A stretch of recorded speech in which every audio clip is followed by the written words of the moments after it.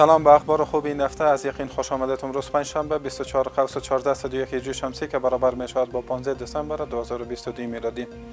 سازمان جهانی صحت میگوید اتحادیه اروپا با سکتور صحی افغانستان 16 میلیون دلار کمک کرده است. این نهاد می‌افزاید که این کمک به منظور حمایت و بهبود سکتور صحی افغانستان صورت گرفته است. برشنا برای کاهش پرچاوی‌های برق در کابل و 11 ولایت دیگر دستگاه حرارتی 60 مگاوات ترخیر را فعال کرد. این دستگاه می‌تواند تا حد مشکلات مردم را حل کند. مهاجر فراهی معین نشرات وزارت اطلاعات و فرهنگ در نخستین نشست کمیسیون دسترسی به اطلاعات که برگزار شد گفته است دسترسی به اطلاعات از حقوق شهروندان است و ارائه آن سبب استحکام روابط میان امارت اسلامی و مردم می شود. با نصب دو پای ترانسفورمر به هزینه 1.2 میلیون افغانی در ولسوالی سیاگرد ولایت پروان صدها خانواده از نور برق مستفید شدند. این ترانسفورمرها در ساحه قلاینه و ولسوالی متذکرا نصب گردیده است که 500 خانواده در 3 قریه از نور برق مستفید شدند. در نشست کابینه به رهبری رئیس الوزراء ملا محمد حسن آخوند هیئت توظیف شد تا طرح را برای جلوگیری از تخریبات دریای آمو آماده کنند. همچنان اداره ملی احصای موظف شد تا امور سروی ملی قریه ها را آغاز و قریه هایی که تاکنون در دیتابیس مرکزی ثبت نیستند را طبق اصول ثبت و راجستر کنند. ریاست زراعت و آبیاری مالداری پنجشیر میگوید برنامه احیای مجدد جنگلات در این ولایت به صورت جریان دارد. رئیس زراعت پنجشیر می‌افزاید در این برنامه در 40 هکتار زمین کوهی در مربوطات ولسوالی انابه این ولایت 14 کیلوگرم تخم به شمول بادام تلخک بذر شده است. ریاست زراعت و مالداری زابل میگوید یک شرکت کشت گیاه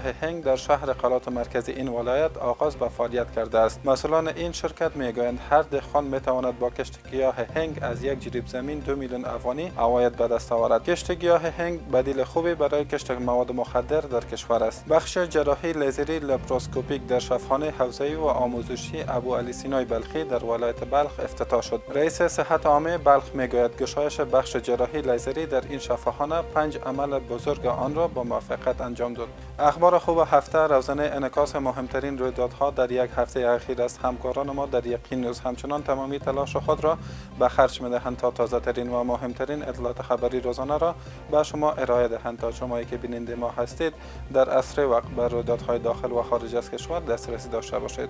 تا دیدار بعد، بدرود.